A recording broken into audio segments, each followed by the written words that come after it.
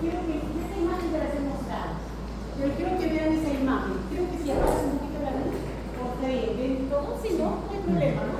Ok, así más, no tan así, ahí. La de acá no más así. Ya, así, perfecto, gracias. Si ustedes observan las dos fotografías, ¿ok? Van a darse cuenta que uno es obtenido en un estereoscopio, es un microscopio de luz, y el otro es un microscopio electrónico de barrido. Si ustedes comparan las dos fotografías, casi están a la misma magnificación, aparentemente, ¿no es cierto? ¿Ok? Pero definitivamente, donde ven con mayor profundidad de campo y ven con mayor detalle es en la microscopía electrónica, ¿no es cierto? ¿Ok?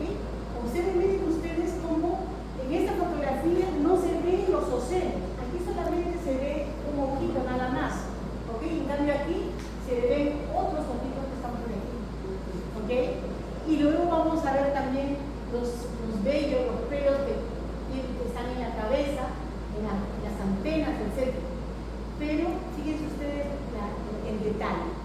De allí que, ¿no es cierto?, muchas muestras son necesarias para hacer una mejor descripción de nuestra muestra, la microscopía electrónica de la vida. O sea, ¿qué debo hacer para conseguir una imagen como esta? Ya esa imagen se las he mostrado. Saben que en ese microscopio, para ver la topografía que yo les he mostrado en ese instante, son los electrones secundarios, ¿no? Esos electrones que al caer el haz de electrones que viene del filamento, golpean la muestra, golpean los átomos de la muestra y rebotan en alguno de ellos, ¿no? Salen de la muestra, de la superficie. Y esos electrones que salen de la superficie solamente, mejor dicho, van a ser los que van a dar la imagen al ser detectados con un detector de electrones secundarios. ¿Ok? Entonces, todas las muestras biológicas, la mayor parte de ustedes van a trabajar con muestras biológicas, seguro, hay muestras que no necesitan hacer todo el procesamiento, pero cuando se trata de una muestra biológica tengo que procesar. Y el primer paso del proceso es la fijación. Es el más importante de todos, ¿okay?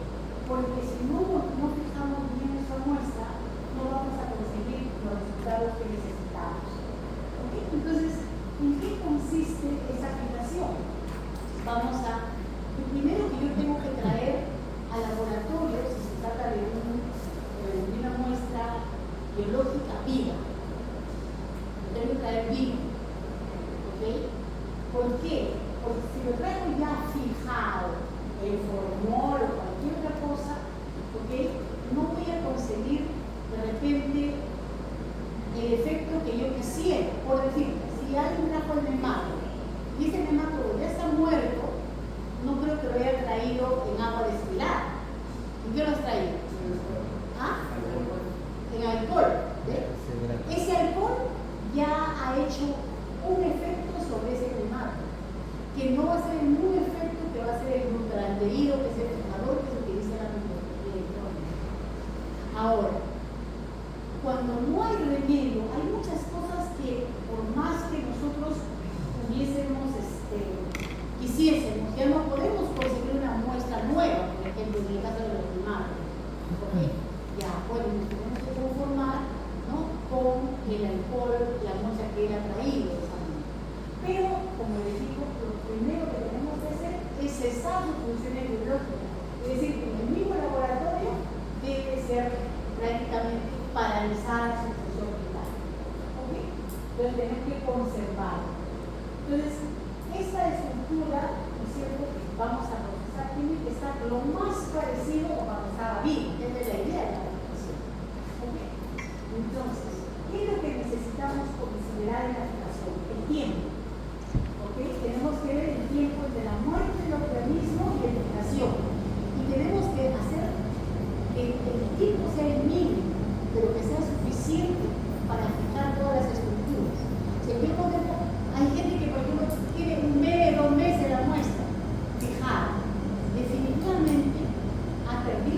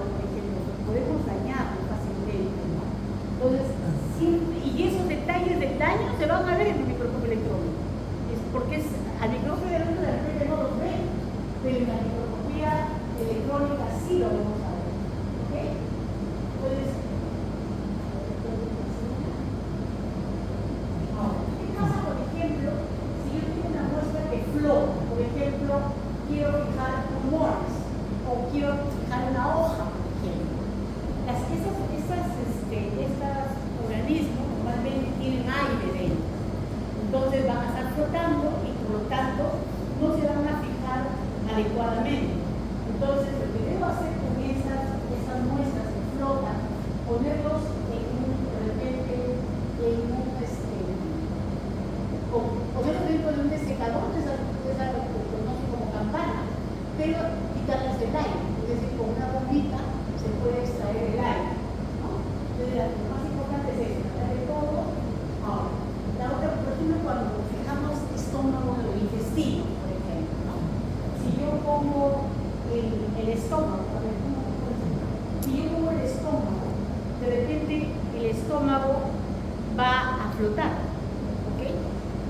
O si lo pongo, de repente se voltea, ¿no? Entonces, aquí lo más útil es coger una plaquita de Tecnopor, ¿no? Y hacer que se adhiere el tejido, de tal manera que la cara con el tejido va, como esto ya tiene peso, entonces siempre la superficie del tejido va a estar dentro del fijador, ¿ok? Esa es la idea, con esas muestras que flotan, ¿no es cierto? Si no tengo una campana que pueda quitar el aire, ¿no? Puedo hacerlo con un cosito de Tecnopor que va a obligar a la muestra que siempre esté en la parte de abajo, ¿no es cierto? Ahora, si queremos preparar nuestro fijador, ¿no es cierto?, con anticipación, recuerden ustedes que siempre los fijadores tienen, pueden ser alterados por la luz. Entonces, siempre debemos primero que prepararnos con poco tiempo al momento que vamos a fijar. O sea, yo no puedo preparar un fijador y, para el otro mes o para la otra semana. No, es mejor de un día para el otro, ¿no es cierto? Y si es en el mismo momento, mejor todavía, ¿ok? Porque son muy fáciles de oxidarse, la luz los daña fácilmente, ¿ok? Y siempre tenganlo guardado de la parte baja, no congelar, la parte baja del refrigerador para sacarlo en el momento que ustedes vayan a utilizar, ¿ok? Mientras más frío esté el fijador, es mucho mejor, ¿no? ¿Ok? Porque recuerden ustedes que si el organismo está vivo, ¿es cierto?, les va a necesitar una temperatura tal que va a permitir que se haga la fijación si es que está la temperatura bien, ¿ok? Ahora bien, este es el Ultradeín, que es uno de los fijadores, o es el fijador de excelencia para la microscopía electrónica, tanto de barrido como de transmisión, ¿ok? Ahora, en el de barrido, a ver, señores, si por A o por B razones ustedes no tienen ultradeído, ¿ok?, pueden utilizar formaldehído, paraformaldehído, pueden usar paraformaldehído, ¿no? Y si no tienen paraformaldehído, formaldehído, pero a bajas concentraciones, ¿sí? Normalmente para microscopía de luz se utiliza el 10%, en ese caso podemos utilizar de repente al 5%, ¿ok? No tan alto.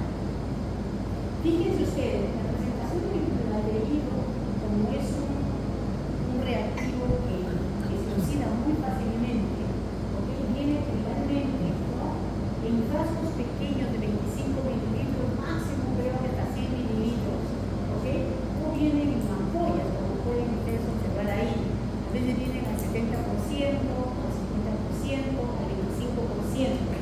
Creo que no nos ha caído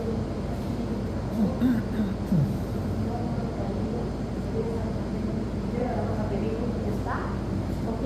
Y esa es la presentación de ultradeído, ¿sí? Se llama ultradeído, ¿ok? Entonces, cuando ustedes observen que el ultradeído tiene ya como una especie de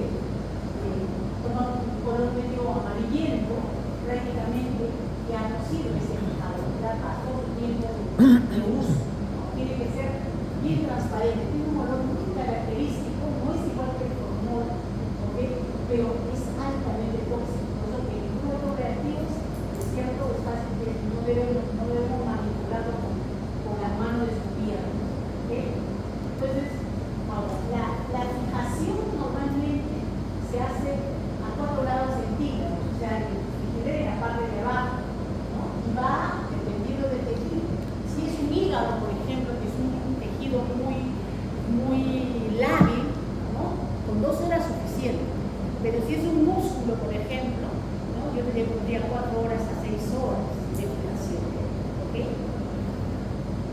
vuelvo a insistir, la fijación es mucho más exigente en la microscopía electrónica de transmisión. En el barrido, lo que es más exigente es la preparación de la muestra antes inclusive de la fijación. Porque imagínense ustedes que traigan una hoja y me traen la hoja de ahorita que han sacado de repente del árbol que está ahí. Esa hoja está sucia. ¿Ok? Entonces tenemos que mirarla, limpiarla, ¿no es cierto? Para evitar justamente que luego no podamos ver absolutamente nada. Si queremos ver estómago, por ejemplo, en el caso de tus escamas, ¿no? Yo no sé, esas escamas deben estar limpias para poder observarlas, ¿no? Que no tengan, porque normalmente los peces tienen como un moco encima, ¿no es cierto? No sé si el tiburón tendrá un moco encima, no sé, no tiene. Sí, señor. Una consulta. Para fijar, por ejemplo, tejidos en química, es importante el tamaño para poder considerar un volumen. Generalmente es de 1 a 10. Y el tiempo también, de acuerdo al tamaño. Claro. Ese tipo de reglas también se asumen. Claro, se cumple. Puede decir, el problema con el glutamato no es velocidad de penetración no es muy alto y tampoco es velocidad. Por lo tanto, aquí las cosas deben ser mucho más pequeñas que se utilizan para la microscopía de luz. La microscopía de luz todavía se puede fijar en lo más autónomo. No, claro. Sí, porque si tú por alguna razón vieses muestra que has fijado para la microscopía de luz, la ves en microscopio electrónico, es que las células están vacías, porque ha fijado muy superficialmente, no penetra, no pasa la membrana. ¿Okay? En cambio, el glutathione tiene la ventaja de que fija proteínas. Entonces fija todas las proteínas de membrana y todas las estructuras de membrana que tengan las células. Doctora, Sí. una consulta. En el caso para la fijación de bacterias, usualmente en el proceso de fijación estas bacterias se pueden desecar o deshidratar. ¿Hay algún otro químico que se utilice para conservar sus estructuras? Bacterias, no, porque son los fijadores, ¿no? ¿Sí? Sí, hay que fijarlos. ¿O algún otro químico, por ejemplo, que haga que esa bacteria no se deforme, que se preserve como tal? No. Hay que usar solamente. Ahora, recuerden que el fijador no es fijador puro, es preparado con un bazo, ¿no? Entonces ahí tienes el pH, la osmolaridad controlada, ¿no? ¿Ok? Entonces, ese es el glutamato, ¿cierto? El siguiente fijador es el tetráoxido de osmio. O sea, las muestras generalmente tienen una posfijación, ¿sí? Y la posfijación es con tetráoxido de osmio. El tetráoxido de osmio viene normalmente en cristales, ¿no? Tiene un cristal color medio amarillento, ¿ok? Y cuando se le mezcla, se le diluye en el agua, va a ser totalmente transparente. Eso nos indica de que está bien preparado y que nuestro tetráoxido de osmio está en buenas condiciones. Se les va a dar las clases, no se preocupen, sí. Gracias. ¿Ok? Y esto sí es altamente tóxico. Altamente tóxico. El tetráoxido de osmio es altamente tóxico. Por eso normalmente no lo utilizamos en la práctica, porque tenemos que utilizar una campana especial, inclusive para la preparación. Normalmente vienen viales. Lo ven acá, viene así, un vial como este. Así. Miren cómo viene totalmente sellado. ¿Ok? Entonces, lo que hacemos nosotros para preparar el laboratorio, primero es lavar la cápsula con detergente. ¿Ok? Siempre con guantes para evitar justamente que quede la grasa de nuestras manos en la superficie del cristal. Una vez que ya lo hemos lavado bien, rayamos con un diamante, ¿no? En la mitad, lo rayamos con un diamante y lo metemos dentro de un frasco con agua destilada. Y dentro del frasco, tiene que ser un frasco fuerte, como estos de acá, pero tiene que ser frasco color caramelo. Comenzamos a agitar. Agitar hasta que la ampolla se rompa. Se tiene que romper dentro del frasco. ¿Ok? Y se deja ahí toda la noche.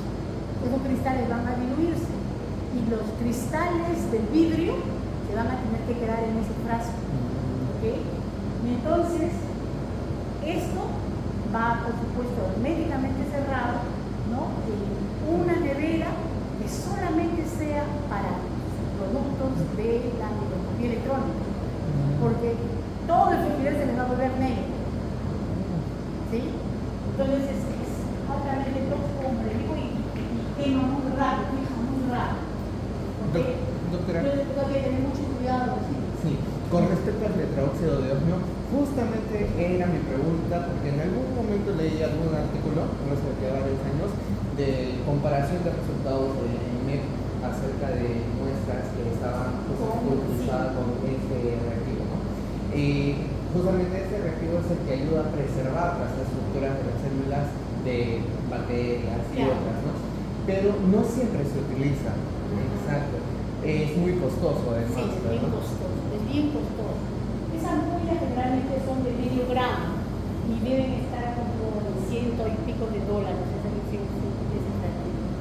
Ahora, también venden diluido al 2% o al 1%, porque uno lo prepara en una solución stock al 10%, al 2%, perdón, y se utiliza al 1%. Ahora, ¿cuál es la diferencia o cuál es el efecto del glutaraldehído y del tetraóxido de osmio? Recordemos que las membranas tienen proteínas y tienen fosfolípidos principalmente, ¿no es cierto? ¿Okay? Entonces, el glutaraldehído hace los puentes del nitrógeno con las proteínas, mientras que el tetraóxido de osmio va a fijar principalmente los fosfolípidos. ¿Okay? Entonces, eso nos garantiza que toda la estructura celular esté altamente conservada. ¿Okay?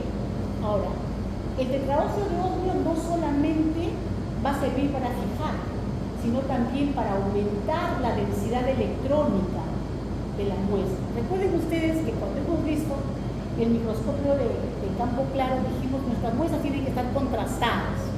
¿Okay?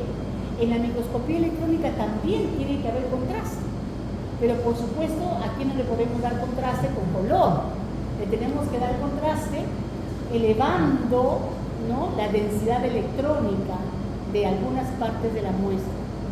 Entonces, ¿cómo lo elevamos? Justamente con el tetraóxido de osmio, ¿no?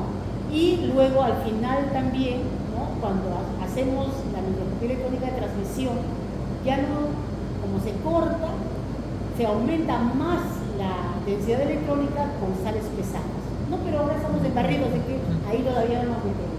Pero esto aumenta la densidad electrónica, entonces es mucho más contraste cuando vemos nuestras muestras.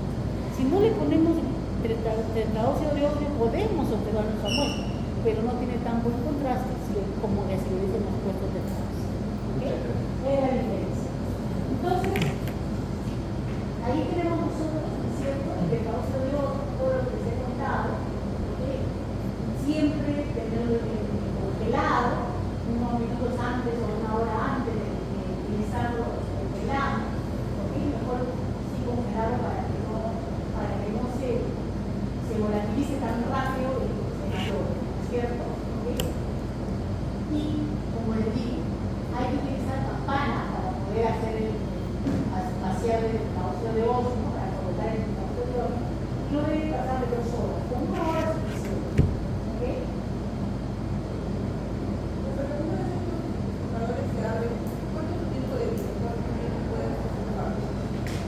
El tetraóxido de osmio, no, te puede durar años, ¿ah? Si está congelado, te puede durar años. El problema está cuando no está congelado. Cuando no está congelado, sí se valora bien rápido. ¿Okay? Ahora, recuerden que les he dicho que necesitamos, los fijadores se preparan en tampones.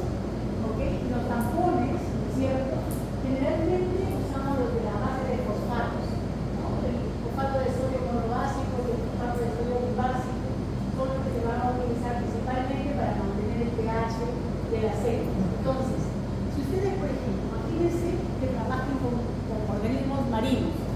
Por ejemplo, cuando yo trabajé esas muestras de protozoarios, yo les pedí a los del mar que me traigan agua de mar artificial. ¿Por qué ellos tienen agua de mar artificial?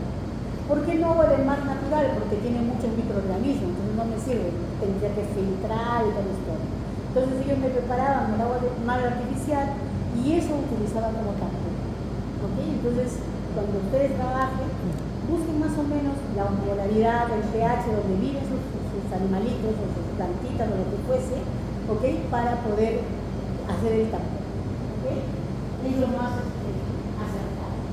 Entonces, las muestras biológicas generalmente se utilizan 7.2, 7.4 de pH, ¿es cierto? ¿Okay?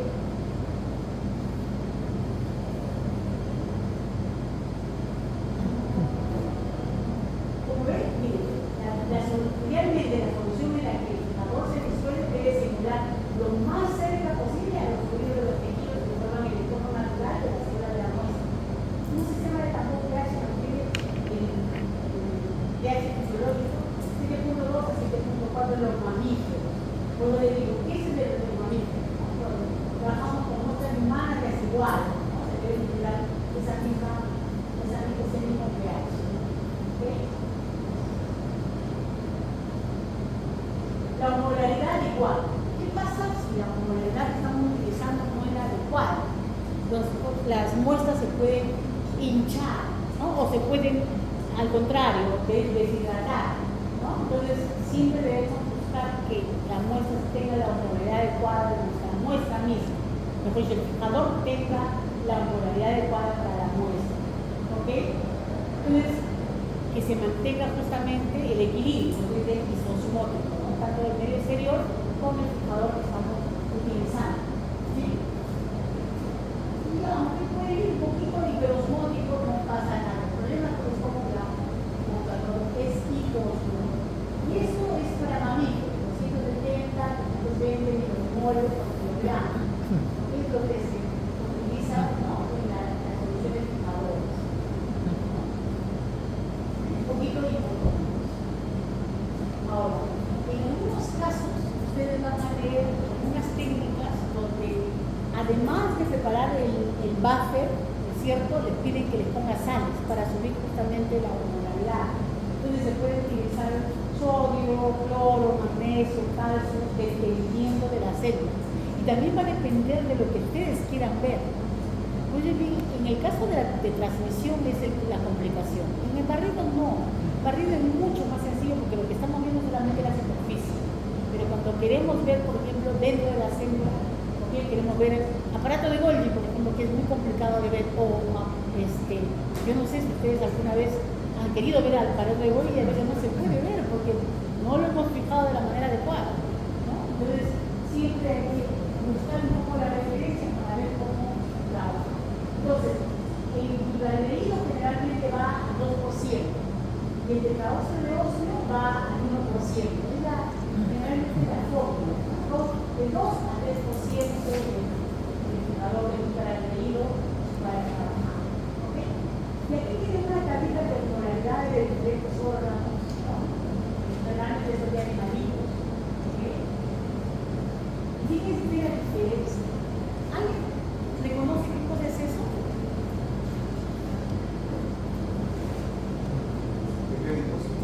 Tejido adiposo.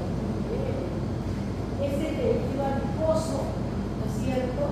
Es tejido adiposo multilocular y este es el unilocular. Almarrillo.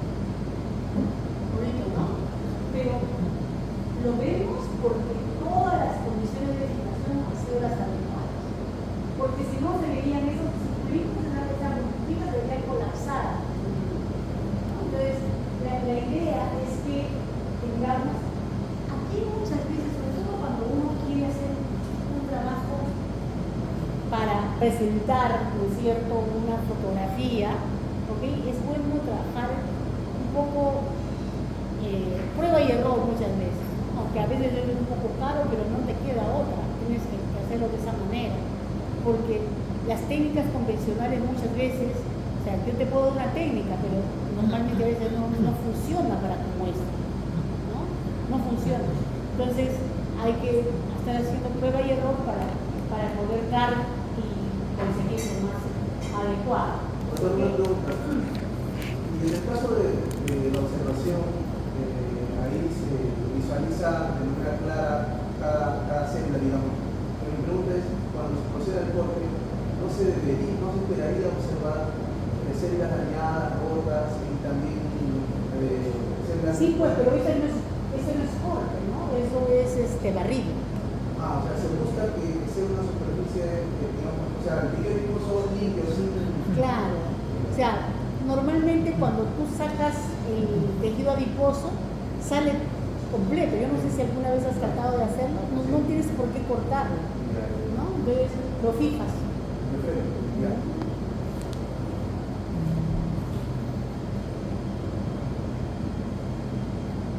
Ya, entonces, ¿qué es lo que vamos a hacer?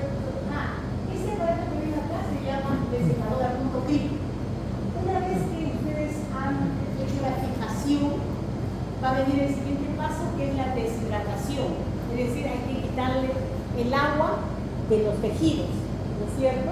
Ok, vamos a deshidratarlo por completo hasta, vamos a ir con una batería de alcoholes, como está aquí, por ejemplo, ok, ahí está la batería de alcoholes, que va desde el alcohol de 30 hasta el alcohol absoluto, ¿sí? Al alcohol de 100.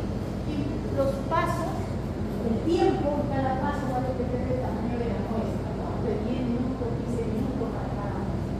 Una vez que se termina con la deshidratación, entra a ser secado. ¿Por qué hay que secar? Porque la muestra no puede tener nada de agua dentro. Y por más que lleguemos al alcohol absoluto, como la muestra está en contacto con el ambiente, se hidrata muy fácilmente. Entonces, en esa parte de acá lo van a ver ustedes. Aquí entra, ¿cierto? La sangre, ahí está esa parte superior, y entra esa canastilla donde van a poner la muestra. Aquí en esta canastilla, por la muestra, ahí tienen diferentes tipos de portamuestras, van a poner sus muestras para que venga el desecador a punto crítico. ¿Por qué se llama desecador a punto crítico? Porque es un instrumento que utiliza CO2. Y el CO2 está en un tanque en forma líquida, pero lo vamos a llevar a una temperatura y a una presión tal que ese CO2 se va a convertir en gas. Entonces, al convertirse en gas, va a arrastrar todas las partículas de agua que puedan haber dentro de la célula. Y eso va a secarlo. Pero, profesora, puedo ponerlo en el horno, de estufa y lo seco, pues lo pongo al solcito y se acabó. El problema está que con estos aparatos no se deforma la muestra. En cambio, si yo lo seco a temperatura ambiente o en una estufa, la muestra se va a deformar. ¿Ok? Entonces, por eso se utiliza ese desecador a punto crítico, ¿no? Y este por especímenes, ¿no? Va a depender del tamaño y todo lo demás, va a depender del tipo de muestra que ustedes tengan. ¿Ok? Una vez que ya hemos secado, ¿no es cierto? Vamos a tomar nuestras muestras y las vamos a montar. Todo lo que ustedes observan acá, estos son portamuestras que van a ir al microscopio electrónico. El que tenemos nosotros, el microscopio tiene este tipo de portamuestras. Ese es el que tiene un pincito, perdón, ¿no? Tiene, ¿no? Un platito y un pincito. ¿Ok? Entonces, Doctora.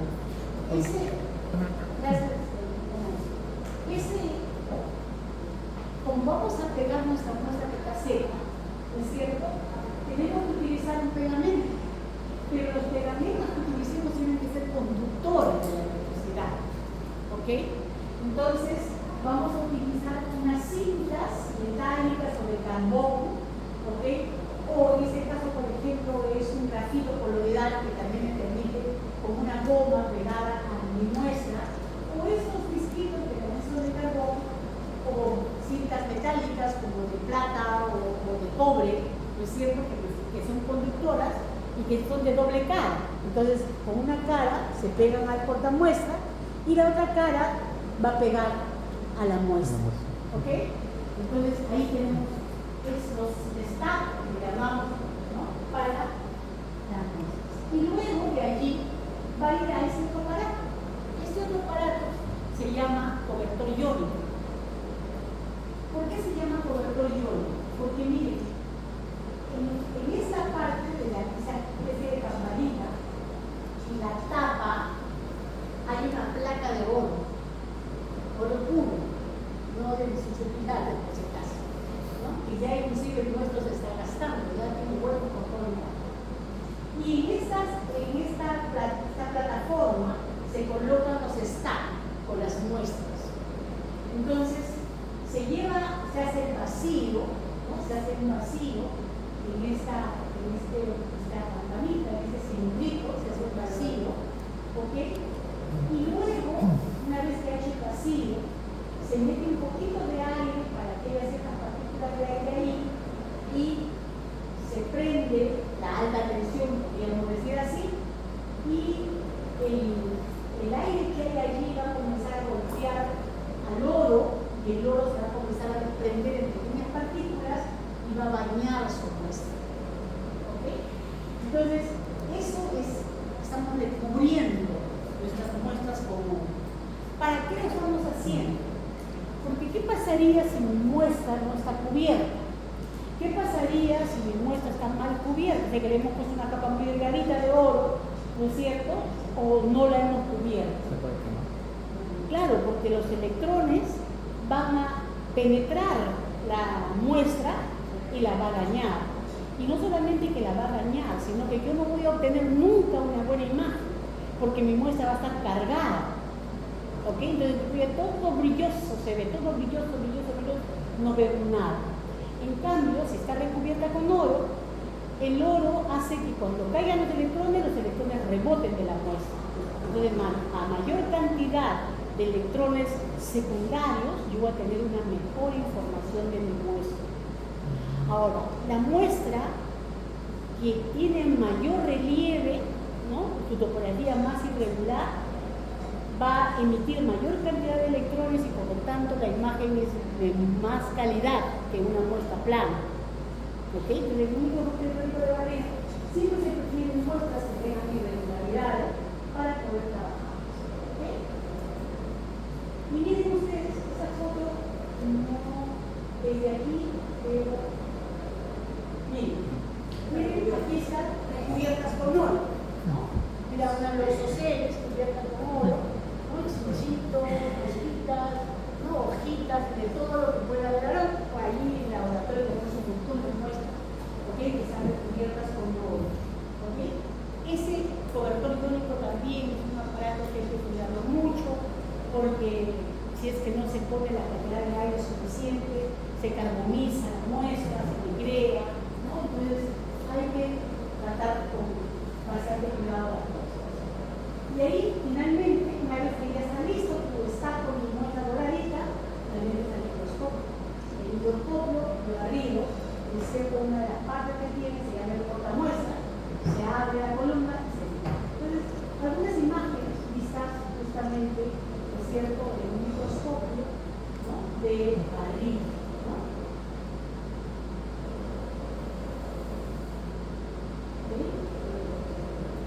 Eso es una planta, ¿no? Miren cómo se ven las células de la planta, con los pelos, ¿no? Y esas de ellas son muestras de cultivo celular, ¿no? Ahí vienen unos hongos, diferentes tipos de hongos, ¿no? Glóbulos rojos metidos dentro de vasos capilares, ¿no? Y algunas muestras de polen de diferentes plantas, ¿no? Ahí, eso también tiene todos sus bemoles en la preparación de polen, ¿no?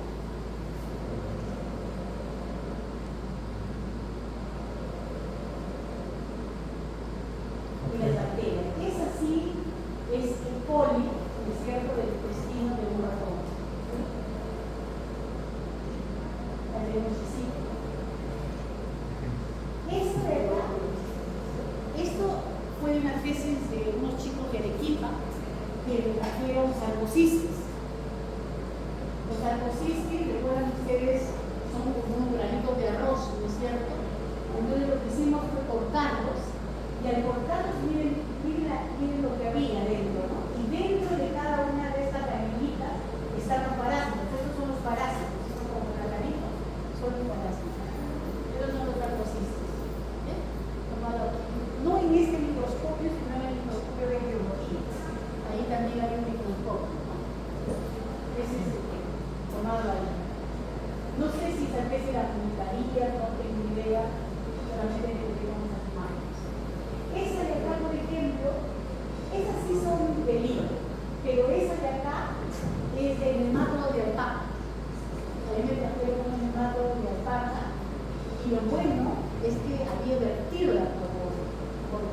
Ese es el detalle que hay que hacer con el demás. Si yo sé que tiene alguna cosa que puede ser interesante para su taxonomía, a veces poner el fijador un poco caliente, ¿no? O de repente comenzamos a adormecer con ciertas sustancias como el tabaco, o de repente el mentol, etcétera, comienzan a divertir sus propósitos o lo que tengan ellos, y ahí se puede hacer la fijación. ¿Ok? Miren, aquí estás sin divertir la robosis, y ahí está totalmente salida. ¿Okay? Ese es el paso. Y esa es la metodología electrónica de barril, de transmisión, pero solamente para que vean la comparación. Mientras que en el barril yo veo tamaño, forma, ¿no? Inclusive de repente el número que yo puedo contar aquí. En la transmisión yo veo la ultraestructura, veo ahí los microtúbulos, ¿no? Cómo está ordenado y todo lo demás. ¿Okay? Y esas son fotografías que les he sacado de una publicación que tiene Facebook, ¿no? Es fotografías coloreadas, ¿no? Artificialmente, por supuesto, con un microscopio particular que tenemos, los celos de un insecto, pero esa foto me llama mucho la atención, sobre todo eso, los respiráculos, ¿no? Porque si recuerdo, los insectos respiran por el piráculo, también están, se respiran arriba, ¿no? Por aquello, ¿ok? Entonces, y el otro, ¿qué será el otro? A ver, ¿lo reconocen? Túbulos semiluíferos. Muy bien. ¿Qué enseñas histología? No, me decía en la academia. Vale. Sí, pues lo tenemos que tener en la academia, tenemos de todo, ¿no? Entonces, con esto hemos visto la parte teórica, ahora sí ya vamos a empezar a trabajar nuestras muestras. Ya saben cómo van a fijar. Tenemos 2 horas, a ver. Sí, doctora, mire, te explico.